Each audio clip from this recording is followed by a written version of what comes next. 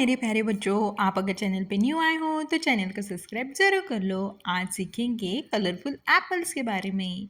ये देखो, ये है रेनबो कलर एप्पल। इसमें बहुत सारे कलर्स होते हैं। देन ये है बच्चों गोल्डन कलर एप्पल। ये है गोल्डन कलर का एप्पल। देन ये है बच्चों हमारा ओरिजिनल वाला रेड कलर का एप्पल। ये होता है रेड कलर का एप्पल जो कि हमें देखने को मिलता है।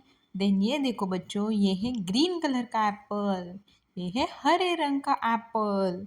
देन ये देखो बच्चों, ये है ब्लैक कलर एप्पल। ये है ब्लैक कलर काले कलर का एप्पल।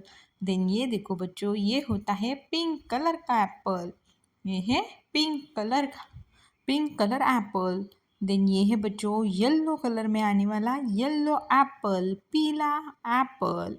इसे बोलते हैं येलो कलर का एप्पल। देन ये है बच्चों वाइट एप्पल, सफ़ेद रंग का एप्पल।